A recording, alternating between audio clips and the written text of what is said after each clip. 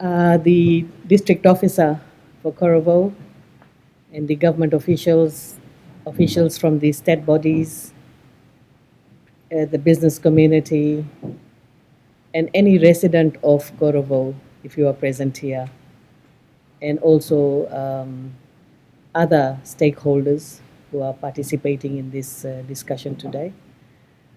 First of all, I want to welcome you all to our stakeholder consultation workshop.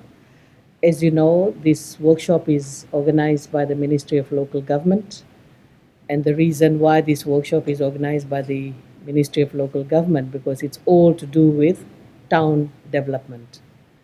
And today's meeting or the consultation, you play an important role. We can come up with any plan that we like, but it's very important that we know other aspects of Korovou which must be included in our planning phase. And for that, the various stakeholders who are present here, that is really your field. You know more about the standards, the requirements that must be met for Korovou. From ministry's perspective, we have a plan.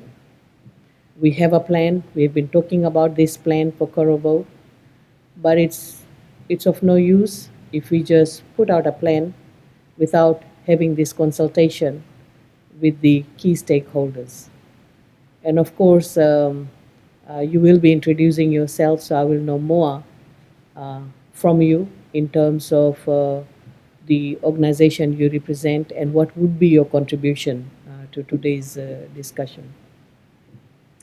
I would like to see that you continue to give your advice and your feedback as we refine this project further.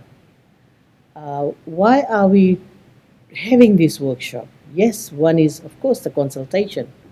But the second reason is meeting the target set in our urban policy action plan and also in our 5-year and 20-year national development plan, which makes reference to town development. Town development is again very important for the community that live in that town. For Korovou, Korovou is such an interesting place, and it is strategically located. In terms of its location, there are two important things. One is we have got a sector that flourishes in Korovou, and that is the dairy industry. And if you look at the history of dairy industry started during the British colony when British came to Fiji. They were the ones who set up the dairy industry in Korovou. So they chose this location for dairy industry. And then, of course, we all know Natovi Jetty. Anyone who wants to go by a ferry, they have to come to Natovi Jetty. And Korovou is not too far away from Nosori, 31 kilometers, but that's doable. So that makes Korovou an interesting place. The flow of people is there on a daily basis because ferries leave for Overlau, Vanuatu on a daily basis. So there is this group of people who are using the services offered in Korovou. And then again, the dairy industry is there, which means there are people who have the funds, who have the resources. Unfortunately, Korovou town has nothing much to offer. So it's a pretty interesting mix. And if we look at this mix, then obviously when we design a new town, we have to consider all these factors. Right. So it's a natural way of developing this Korovou town that meets the needs of the day travelers as well as people who live in Korovou. Unfortunately, people who live in Korovou, if they need pharmaceutical services, if they need to see a doctor or they need other services, they have to go as far as Nosori. But these services can be available here in Korovou. So the purpose of new town development is basically to ensure that we have a town that offers all the amenities which the people of Korovou can enjoy. That is really the main focus. We just want to develop this new town center, which can become a new economic hub. Korovou is already a tax-free zone, and we need to capitalize on that. We really have to capitalize on that. So, to help us develop this new town called Korovou, which was decided way back, the government, with the help of Ministry of Lands, we have acquired two parcels of land. One is 10 hectares and the other one is 40 hectares. 10 hectares is just adjacent to the market, and it's a good location. And then 40 hectares is not too far away from the town itself. And next to the 40-hectare land is a land owned by a housing authority for low-cost housing. So again, no one really saw this, but the fact that housing authority has bought a land there, which means that they will be building homes and the population of Korovou will also increase. But at this juncture, I also want to acknowledge the landowners and their contribution, and I want to thank them from from the government for assisting us in getting that land, because without this land, there is no new town development. Forget about it. So I want to thank the landowners for the vision, for their commitment to see that our town develops and it becomes another economic center between Reki Reki and Nosori. Now, if you're wondering what do we plan to do in Korovou, initial discussions we had with number of people just to have a sense of this place and to have some ideas as to how we want to develop this town, keeping in mind that it's a new town and we have new generation, right? This is a digital era, and young people, their vision of town is very different from how the past towns were developed. Past towns were developed just by coincidence. One person opened a shop, few others opened a shop, then there was some economic activity, then that just followed the trend. And that's why some of our cities and towns are not well organized, because it was not planned properly. So for Korovou, we want to make sure that our planning, initial planning, is based on facts, it's based on data, it's based on needs, it's based on the vision the people of Korovou they have, and if we are able to incorporate all that. But our discussions with other stakeholders earlier on, we've been obviously we need a market, and if you go into Korovou town, you can see the market is tiny, it's congested, and on Saturdays and even other weekdays, you see people selling on the footpath.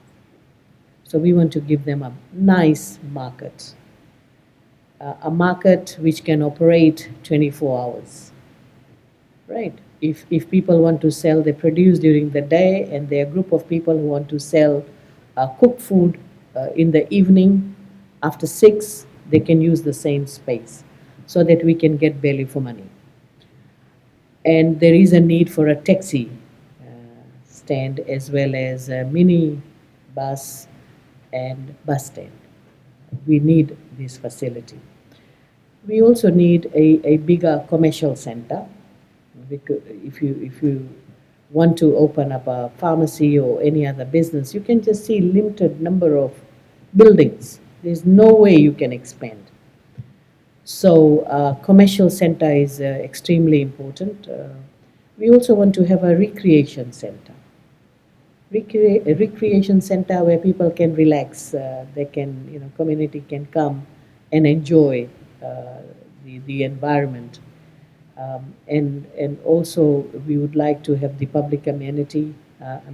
We would like to see some high residential apartments being developed, because if people from all over the place want to open up the business in Korovou, they need accommodation. Some people don't want to travel every day, so they can do their business for a certain number of days in Korovou and then off they go for the weekend. Right. So that is really the main focus that we have put in.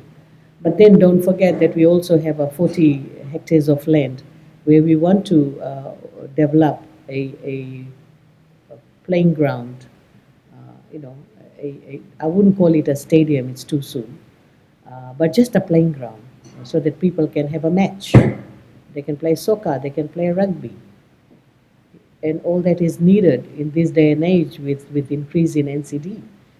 So these are some of the ideas that we have on hand. But during the day, you will be having this discussion, but also you will be going to the site to have a fair look at that area and have a fair idea of what that area can offer. So it's good to have a team of experts, team of people who know the area very well. And I look forward to your presentation at the later part of the day, and just to hear some of the ideas you have and some of the things that you think we need to consider. When the government makes announcement for town development or any other project, whether we are making a bus stand or a swimming pool or we're making, say, for example, a stadium, it is not an overnight job, right? It's not an overnight job. It doesn't mean we announce today and within a year it's all done. Because there are so many things that we need to do. Even for new town development, we're talking about Korovou, there are a lot of things that we need to consider. We have to conduct several studies. Of course, environment impact assessment, geotech, hydrology, and so forth. All this information will then help us to make some informed decision. Last visit that I made to Korovou, we had discussions with the private sector, and they kept telling me, Madam, you should know that this town gets flooded often. Right, so we know that there is a problem. So how do we make sure that the land that we have acquired, right, will not cause flooding? What are the mitigative measures we need to put in to contain this flooding? So these are some of the things that we need to consider. So it's going to take few years to get all these studies out of the way, then the scheme planning and so forth will follow. But that is a gradual process. So with these words, ladies and gentlemen, I wish you success in your deliberation. Consensus are reached. I would like to see that new ideas emerge.